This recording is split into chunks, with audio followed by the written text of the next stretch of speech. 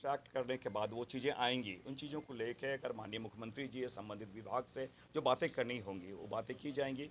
जो केंद्र के स्तर पे जो बातें होंगी उन स्तर पर कुल मिला के कि यहाँ का अगर ओवरऑल डेवलपमेंट या सर्वांगीण विकास की दिशा में ये एक पहला एक छोटा सा प्रयास है मेरे लिए। जीत का सर्टिफिकेट लेने के बाद संसद तक लोगों ने आपको सुना, आप बड़ा सकारात्मक तरीके से चल रहे हैं। गुमला के प्रशासन को क्या मैसेज देना चाहेंगे?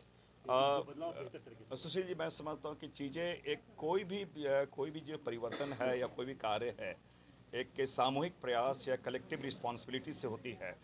और इसलिए मैंने कहा कि सारे विभाग से आज मैं बात करने के बाद मेरी प्रायोरिटी भी यही होगी जो लोग तय करेंगे कि कौन सी है चीज़ें, समस्याएं जो हैं वो मैं समझता हूँ बेहतर आम जन वो बेहतर तरीके से और प्रशासनिक पदाधिकारी जिन चीज़ों को देखे हैं, मैं समझता हूँ कि सामूहिक तरीके से जो चीज़ें मेरे संज्ञान में आएगी उसको निदान करने का एक प्रयास करें। यहाँ बहुत सारी समस्याएं हैं गुमला मैं पहले भी मैंने आपको कहा कि जिस प्रकार राहुल गांधी जी ने वो आम जनों से विचार करने के बाद उन्होंने एक गारंटी पत्र किया था, और जो जनता है वो जनता तय करेगी प्राथमिकताएं क्या होनी चाहिए।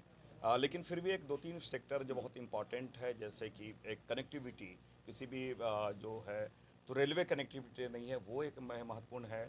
पर्यटन के माध्यम से एक सेक्टर है, इसको हम वो डेवलप करना चाहिए स्पोर्ट्स हब के रूप में। ये दो तीन चीज़ें हैं और शेष चीज़ें तो जो हैं वो तो है ही है, लेकिन मैंने कहा कि सारे लोगों से बात करने के बाद मैं प्रायोरिटी फिक्स करूँगा, वो ज़्यादा बेहतर होगा।